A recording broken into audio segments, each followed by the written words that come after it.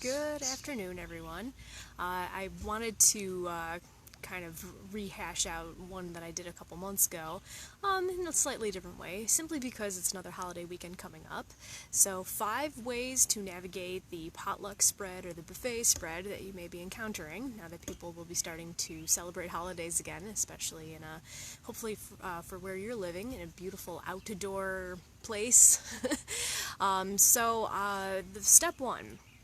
Decide beforehand if this is going to be your main meal or if it's going to be one of 2 or 3 meals that you're going to consume that day. That way you can plan accordingly how you want to spend your calories for that day.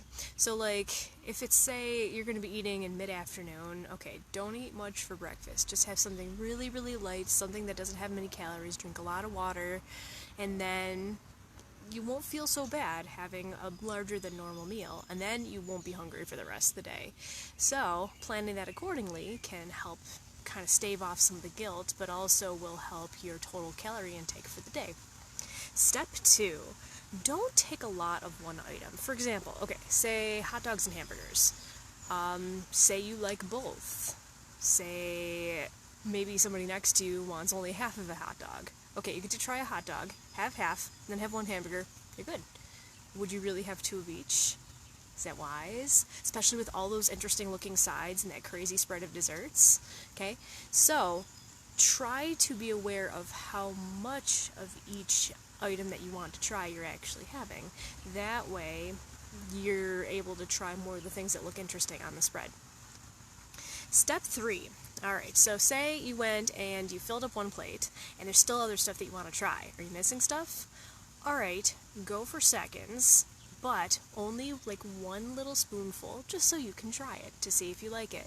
And when you're taking your first plate, do the same thing. So that way, again, you get to try it. And especially if you're the type who doesn't like to have your foods run into each other on the plate, well, there you go, because sometimes paper plates are kind of small. So that kind of sets you up for taking smaller portions anyways. Let's see here. Yeah, that makes sense. Okay, step 4. Here we go, ready?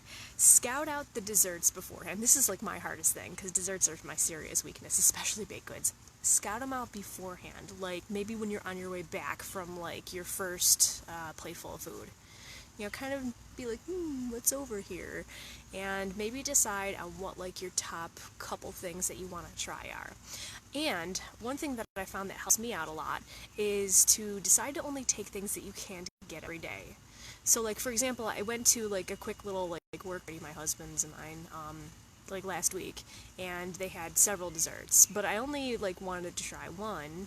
I think I ended up trying 2 because somebody told me to. Yeah, that's what it was. But like there was like a Snickers cake, and I've never seen that before. So like I made sure to take that, and then I just ignored like the rest of the stuff that was like, I can get this anytime. This isn't like anything too different or out of the ordinary. So you can think about those things that are up there while you're eating your main course, and kind of plan your attack so that you go up there with a plan rather than going up there to plan to take everything. It's kind of like going to the grocery store with like a list. There's seriously a spider right there. There we go. Okay. Under a tree. So it's almost like going into the grocery store when you don't have a list and then you're just so inclined to take like everything. If you go in with a list, you're likely to stick to the list.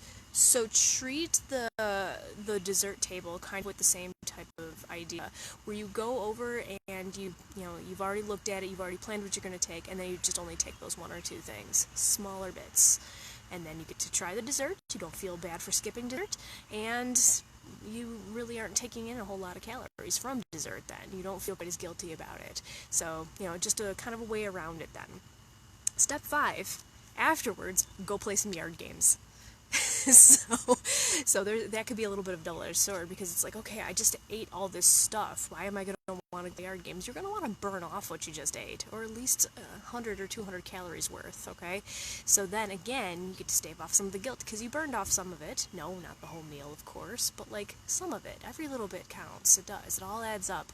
You could just be sitting in a chair doing nothing, and then those calories don't burn off. Go play a yard game with the kids. They'll love you for it. They'll have fun. And then if you know that you're going to be playing a yard game, after that meal, well, then you'll maybe be inclined to eat a little bit later and not eat as much stuff. So having at least that thought in your head can help you ward off overeating. And then I have a bonus tip because, there could be beer, there could be cocktails, there could be White Claw. White Claw's not all that bad. But yeah, of course there could be alcohol at these kinds of events. Alright, so it's gonna be a hot one this weekend. Maybe not as hot as a few days ago, but it's still gonna be hot, alright? So, you might want to really think twice about how much you're drinking anyways, because it's gonna dehydrate you all the more quick. So, I'm gonna eat this because it's a strawberry and it's probably super sweet. So, vie for fruit. Oh my gosh, that was actually quite good. Alright, so, party smart this weekend. Have a happy 4th of July. This will be my last live video, I think, until afterwards.